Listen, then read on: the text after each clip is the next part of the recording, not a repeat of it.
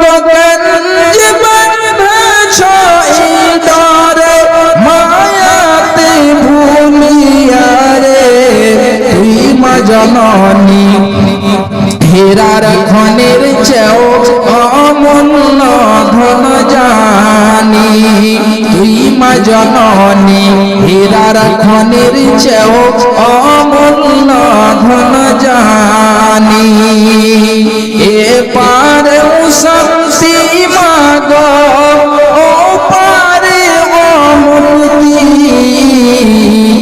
এপারে শান্তি মাগো ও পারে অমুক্তি ও মামুক্তি সকল ব্যথা ভোলাই রে মা সকল ব্যথা ভোলাই রে মা তোর মনির খানি রে তুই মা জননী হীরার খনির চেয়েও অমূল্য ধন জানি তুই মা জননী হীরার খনির চেয়েও অমূল্য ধন জানি মাগো গঞ্জ বাঁধছ এই ডরে মায়াতে ভুলিয়া রে তুই মা জননী হীরার খনির চেয়েও অমূল্য ধন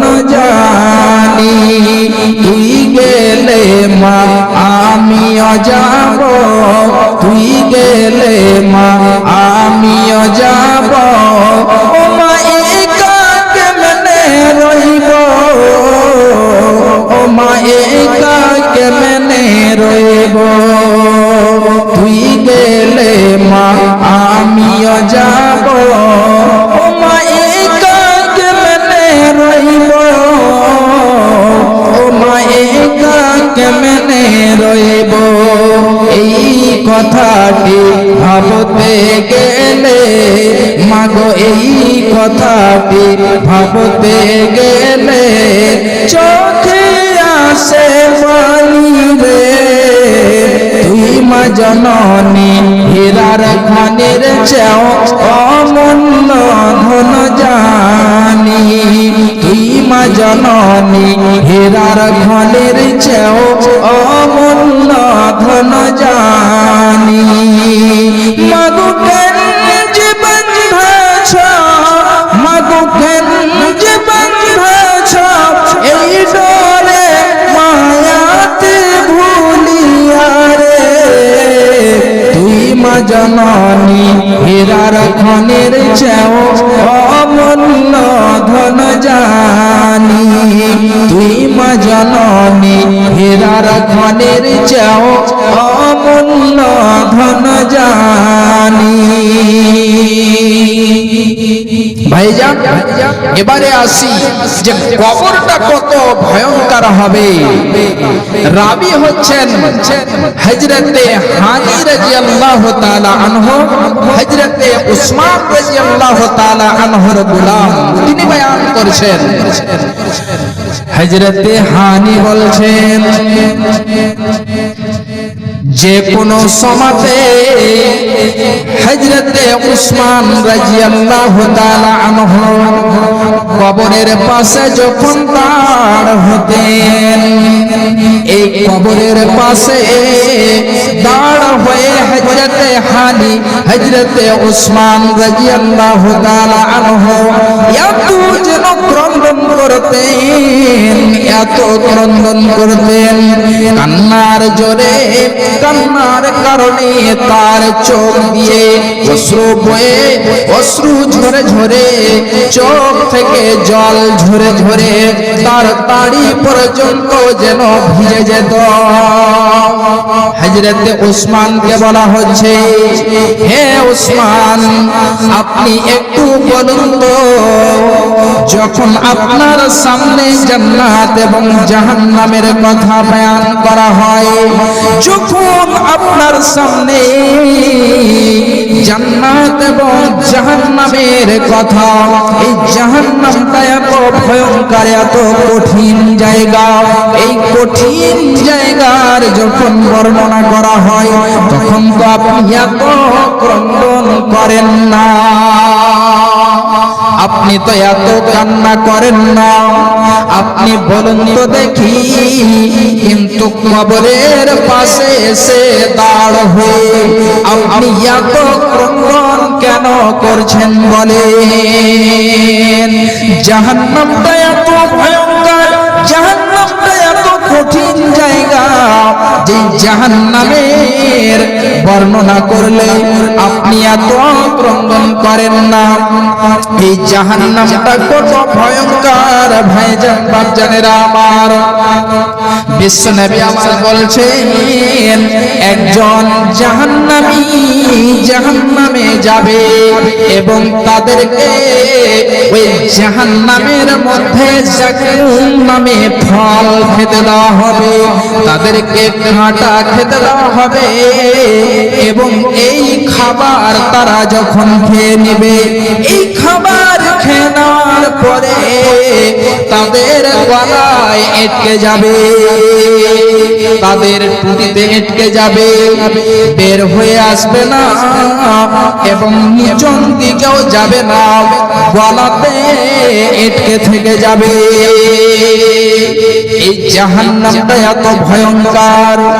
জাহান্নামীরা যখন পানি পান করতে চাইবে, যখন তাদেরকে পান করার জন্য জাহান্নামের সেই নিম্ন দেশ থেকে, নিম্ন জায়গা থেকে জাহান্নামের গরম পানি এবং পিপ দেওয়া হবে, যেমন তারা খাবে, ওই খাওয়ার কারণে তাদের পেটের মধ্যে যত কিছু রয়েছে সমস্ত কিছু যেন পিছনের রাস্তা দিয়ে বের হয়ে যাবে, এত ভয়ঙ্কর হবে। শুধু তাই নয়, বিশ্বনবী আমার বলছেন জাহান্নামীরা জাহান্নামে যখন যাবে, একজন জাহান্নামীর বসার জায়গা কত বড় হবে বিশ্বনবী আমার বলছেন, খুব ভালো করে শুনুন। জাহান্নামীদের যে শরীরের চামখানা হবে, এই চামটি হবে 42 গজ। বিশ্বনবী আরো বলছেন ওয়া ইন্না জিরসাহু মিসলা উহুদিন, এবং তাদের দাঁড়টা হবে, তাদের থুড়িটা হবে উহুদ পাহাড়ের মতো, এত বড় যেন তাদের জাহান্নামের মধ্যে তাদের দাঁড়টা হবে। শুধু তাই নয়, বিশ্বনবী আমার বলছেন যে তাদের যে জাহান্নামের মধ্যে বসার জায়গা, ওই জায়গাটি মক্কা থেকে নিয়ে মদিনা পর্যন্ত এত বড় একটি জায়গা হবে। তাহলে বিশ্বনবী বলছেন জাহান্নামের মধ্যে জাহান্নামীদেরকে এত শাস্তি দেওয়া হবে। তাহলে এই জাহান্নামের কথা যখন আপনার সামনে বয়ান করা হচ্ছে, তখন তো উসমান আপনি একটু বলুন তো এত ক্রন্দন করেন না। হযরতে উসমান তখন বলছেন, হে আমার সাথীরা শোনো, হে সাহাবীরা শোনো। বিশ্বনবী আমার বলছেন, বিশ্বনবী কি বলছেন? বিশ্বনবী আমার বলেন ইন্নাল কবরা আউয়ালু মানাজিলিল আখিরাহ। বিশ্বনবী আমার বলছেন, হে আমার সাহাবীরা শোনো, এই কবরখানা হচ্ছে আখিরাতের প্রথম ধাপ, এই কবরটি হচ্ছে আখিরাতের প্রথম মঞ্জিল। ফাইন্না জামিনহু আহাদুন ফামা বাদাহু আইসার মিন, যদি এই কবরের মধ্যে কেউ নাজাত পেয়ে নাই, তাহলে সে সব জায়গায় যে নাজাত পাবে। এই জন্য এটা হলো প্রথম মঞ্জিল, এটা হলো প্রথম ধাপ। যদি এখানে সে নাজাত পেয়ে নাই, তাহলে সর্বদাই সব জায়গায় যে সে নাজাত পেয়ে যাবে। বিশ্বনবী আরো বলছেন, ওয়া ইল্লাম ইয়ানজু মিনহু, যদি সে কবরের মধ্যে নাজাত না পায়, তাহলে বিশ্বনবী বলছেন কোন জায়গায় যে সে নাজাত পাবে না। কবরে যদি আপনি নাজাত না পান, তাহলে আপনি কোথাও যে নাজাত পাবেন না। কবরটা এত ভয়ঙ্কর, এই জন্য বিশ্বনবী আমার বলেছেন যে কবরটা হলো আখিরাতের প্রথম মঞ্জিল, কবরটা হলো আখিরাতের প্রথম ধাপ। যদি আপনি কবরে নাজাত পেয়ে যান, মুক্তি পেয়ে যান, তাহলে আপনি সব জায়গায় যে নাজাত পেয়ে যাবেন। এই জন্য বিশ্বনবী আমার প্রায় এই দোয়াটা বলতেন। বিশ্বনবী আমার সাহাবাদেরকে শিক্ষা দিতেন, হে আমার সাহাবীরা বলো, আল্লাহুম্মা ইন্নী আউযু বিকা মিনান নার, আল্লাহুম্মা ইন্নী আউযু বিকা মিনান নার, আল্লাহুম্মা ইন্নী আউযু বিকা মিন আযাবিল কবরি ওয়া মিনান নার। বিশ্বনবী আমার এই যেন কবর থেকে নাজাত চাইতেন। বিশ্বনবী আমার বলতেন, আল্লাহুম্মা ইন্নী আউযু বিকা মিন আযাবিল কবরি ওয়া মিনান নার। ভাইজান বাপজানেরা আমার, আমরা যেন কবরকে বলে ভুলে গিয়েছি, পৃথিবীর মায়ায়, পৃথিবীর মহাব্বতে পড়ে গিয়ে আখিরাতকে বলে ভুলে গিয়েছি, কবরকে বলে ভুলে গিয়েছি। মুসলিম হইলে কফিন, মুসলিম হইলে কাফনে, খ্রিস্টান হইলে কফিনে, হিন্দু হইলে চিতায় পুড়ে ছাই। ও মানব, দুই দিনের দুনিয়াতে গর্ব করার নাই রে কিছু নাই। মুসলিম হইলে কাফনে, খ্রিস্টান হইলে কফিনে, হিন্দু হইলে চিতায় পুড়ে ছাই। ও মানব, দুই দিনের দুনিয়াতে গর্ব করার নাই রে কিছু নাই। ও মানব, দুই দিনের দুনিয়াতে গর্ব করার নাই রে কিছু নাই। যতই সাজাও গাড়ি বাড়ি এয়ার কন্ডিশন, যতই সাজাও গাড়ি বাড়ি এয়ার কন্ডিশন, 3.5 হাত মাটির বিছানা হইবে রে আপন। যতই সাজাও গাড়ি বাড়ি এয়ার কন্ডিশন, 3.5 হাত মাটির বিছানা হইবে রে আপন। মুসলিম হইলে কাফনে, খ্রিস্টান হইলে কফিনে, হিন্দু হইলে চিতায় পুড়ে ছাই। ও মানব, দুই দিনের দুনিয়াতে গর্ব করার নাই রে কিছু নাই।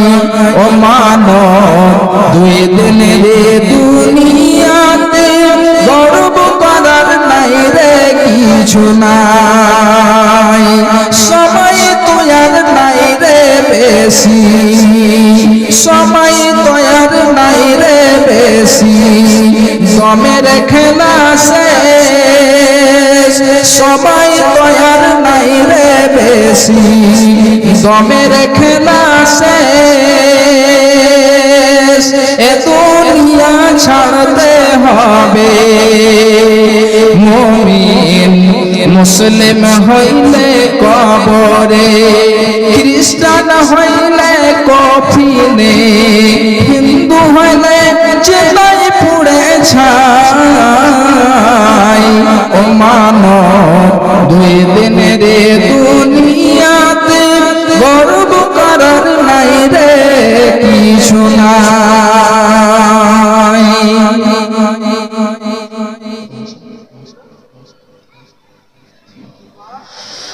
তো যাই হোক, আল্লাহ রাব্বুল আলামিন আমাদেরকে এই কবর থেকে নাজাত দেন, কবরের শাস্তি থেকে যেন আমাদেরকে পানাহ দেন, মুক্তি দেন।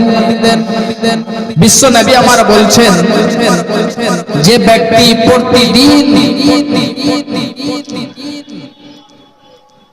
সূরা মুলকের তেলাওয়াত করবে, সেই ব্যক্তি এই কবরের আযাব থেকে নাজাত পেয়ে যাবে। যেন আমরা এই আমলগুলো বেশি করে করতে পারি। আল্লাহ রাব্বুল আলামিন যেন আমাদের তৌফিক দেন। সকলে বলুন আল্লাহুম্মা আমিন। আমি এখান থেকে এটি করলাম। আসসালামু আলাইকুম ওয়া রাহমাতুল্লাহি ওয়া বারাকাতুহু।